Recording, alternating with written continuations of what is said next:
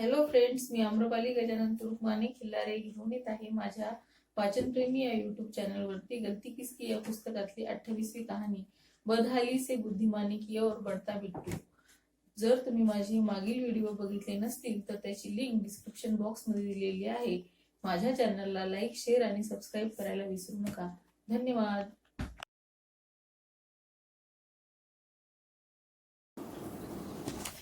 यह कहानी भी एक अन्य 4 वर्षीय लड़के की है।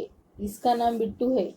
इस स्तंभ की लेखिका आजकल मिश्रित आबादी वाली दिल्ली के सबसे बड़ी झुग्गी झोपड़ी बस्ती के हालात का अध्ययन कर रही है। राजस्थान के आदिवासियों की तरह इन झुग्गी बस्तियों में पड़ोसी राज्य से लेकर पड़ोसी देश से आए हुए लोग अपनी सांस्कृतिक विरासत और परंपरागत रीति रिवाजों के साथ रह रहे हैं। राजस्थानी आदिवासियों में शराब पीने का रिवाज है, वह भी पूरे परिवार के साथ मिलकर। लेखिका ने नवज्योति नामक एक स्वयंसेवी संगठन के कार्यकर्ताओं के साथ उस झुग्गी का दौरा किया। यह संगठन झुग्गी बस्ती के निवासियों की सोच में परिवर्तन लाने के उद्देश्य से कार्यरत है।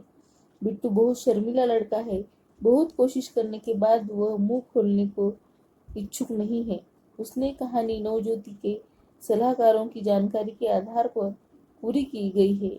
नवज्योति की इन झुग्गी बस्तियों की गलियों में गली स्कूल चलाता है ताकि वह ऐसे बिगड़े बच्चों तक पहुंचा जा सके जैसे बिट्टू की तरह। बिट्टू अपने परिवार का सबसे छोटा बच्चा है।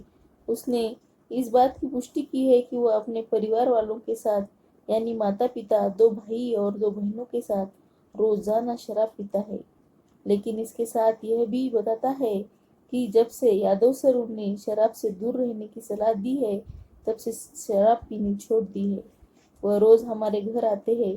यादव सर ने बताया कि बिट्टू की पहचान उस समय की गई जब हम लोग गली स्कूल स्थापित करने की प्रक्रिया में थे। हम चाहते थे कि इन बच्चों को भीख मांगने, कूड़ा बीनने और स्मैक इत्यादि का धंधा करने से रोका जाना चाहिए। उन्होंने बताया कि हमारे लिए एक अनूठा अनुभव था कि किसी समाज में ऐसे भी बुराइयां है, पूरे परिवार के साथ बैठकर शराब पीता है। इसका पता चलने के बाद से ही नवज्योति इस मुद्दे पर कार्यरत है। यादव सर ने बताया कि बिट्टू ने नशे की हालत में स्कूल आना शुरू किया था। दरअसल ऐसे बच्चे थे जो शराब में धुत होकर स्कूल आते थे। बिट्टू उनमें से भी एक कदम आगे निकल गया था। बिट्टू उनमें से भी एक कदम आगे निकल गया था। वह अपने पिता द्वारा बेचने के लिए रखी अवैध शराब की थैलियां चुरा लाता और अपने दोस्त को आने पौने दामों में बेच देता था। क्योंकि वह बहुत छोटा था इसलिए उसे उन पाउचों की असली कीमत की जानकारी नहीं थी। यादव सर बताते हैं कि उन पैसों से वह अपनी पसंदीदा चीजें खरीदता और मजे लेता। यह इतना चालाक था कि पिटाई के डर से वो इस कृत्य के बारे में घर के किसी भी सदस्य को नहीं बताता था। यादव ने बताया कि इस हकीकत को जब मैंने बिट्टू के माता पिता के सामने रखते हुए सवाल किए तो उन्होंने इस बात से साफ इनकार कर दिया कि बिट्टू या अपने किसी बच्चों को शराब देते हैं। बहरहाल बहुत समझाने बुझाने के बाद उन्होंने अपनी अलिप्तता स्वीकार कर ली। उन्होंने बताया कि शराब पीना तो उनके यहाँ का ऐसा रिवाज है जिसे वे जिंदा रखना चाहते थे और उन्हें नहीं लगता था कि शराब पीकर हम कोई पाप करते हैं। उसके पिता ने किया है इसलिए मैं भी वैसा ही अपने परिवार के साथ मिलकर करता हूँ। मैं रिवाज नहीं तोड़ूंगा। यादव बताते हैं कि अवैध शराब की बिक्री जारी रखने के लिए वे अधिकारियों को मंथली देते हैं ताकि किसी किस्म की गिरफ्तारी का जोखिम न रहे। बिट्टू के माँ बाप को यह याद नहीं है कि वह शराब की थैलियां चुराकर आस पड़ोस में बेचता है। यादव बताते हैं कि जब से खुद ही शराब के नशे में धुत रहते हैं तो इस बात की निगरानी ही कैसे रख सकते हैं कि कौन क्या कर रहा है। उनके लिए तो उनके बच्चों का शाम को सही सलामत घर वापस आना ही काफी है। बिट्टू ने बताया कि उसकी माँ अपनी बात न मानने पर उसकी बहनों को बहुत पिटाई करती है। बिट्टू को अभी इस बात का पता नहीं है कि उसकी माँ उनसे क्या करना चाहती है। यादव बताते हैं कि समुदाय के लोग अपने बच्चों को सड़क पर भीख मांगने के लिए भेजते हैं। बच्चे के इनकार करने पर उसकी पिटाई करते हैं। कई बार तो उन्हें पैसा न लाने पर भूखा रखने की भी सजा दी जाती है, धमकी दी जाती है। जहाँ तक बिट्टू का मामला है, उसकी माँ ने अपने बच्चों को तब पीटती है जब वे शराब नहीं पीते। यादव के अनुसार बिट्टू का बाप अवैध शराब बेचकर अपने परिवार का भरण पोषण करता है। वह अपने बच्चों को कभी गुस्सा नहीं करता, जबकि उसकी पत्नी खूंखार है। छोटा होने के कारण उनसे बिट्टू को कभी भीख मांगने के लिए नहीं भेजा। यादव कहते हैं, चूंकि वह हमारा विद्यार्थी है, इसलिए सुनिश्चित करेंगे कि उसे कभी भी भीख न मांगनी पड़े। गली स्कूल की इंचार्ज शकीरा कहती है कि ये बच्चे कभी स्कूल नहीं जाते। उनके माँ बाप तालीम दिलाने के बाद भी ये नहीं सोचते। इन लोगों की पढ़ाई में यकीन नहीं है। शुरू इन बच्चों को स्कूल भेजने के लिए राजी करने में बहुत कठिनाई हुई।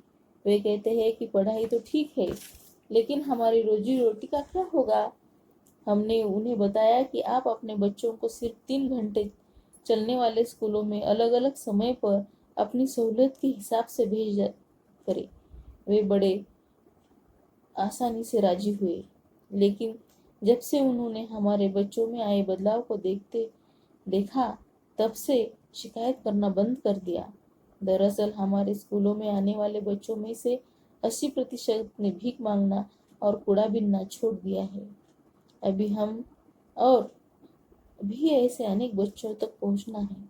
इस विशेष समुदाय में शराब पीने का चलन है। आस पड़ोस के लोग के साथ बैठकर शराब पीते हैं। यादव बताते हैं कि अगर इनके सामने कोई मसला आ जाता है तो उसे हल करने के लिए इनके समाज में कुछ प्रतिष्ठित सदस्य पंचायत बुलाते हैं और पंचायत के सामने मामला उठाने और उस पर विचार करने से पहले ही सभी सदस्य जमकर शराब पीते हैं। कई बार गलती पर हो रहे पक्ष पर कभी जुर्माना किया जाता है। एकत्र हुए पैसे क्या होता है, मैं भी इसका पता लगा रहा हूँ। इस समुदाय में सैकड़ों बिट्टू है। उनमें से अनेक अभी गली स्कूलों में पहुंच पाने में खुशकिस्मत नहीं है। नवज्योति जैसे संगठन की कोशिशें जारी है, किंतु अभी सभी बिट्टुओं तक पहुंचना उन्हें एक लंबा सफर तय करना पड़ेगा। इसमें गलती किसकी है? कोई भी सरकारी संस्था ऐसी नजर नहीं आती जिसके पास सामाजिक बुराइयां हो कि रोकथाम की कोई विस्तृत योजना हो। नासमझ, नजरअंदाजी और निरक्षर माता पिता अपनी अभिभावकीय जिम्मेदारियों को निभाने के बगैर भी अपने बच्चों पैदा करते रहे। ऐसे परिवार के उपेक्षित बच्चे समाज पर बोझ बनते हैं। इसमें गलती किसकी है? इसमें गलती किसकी है?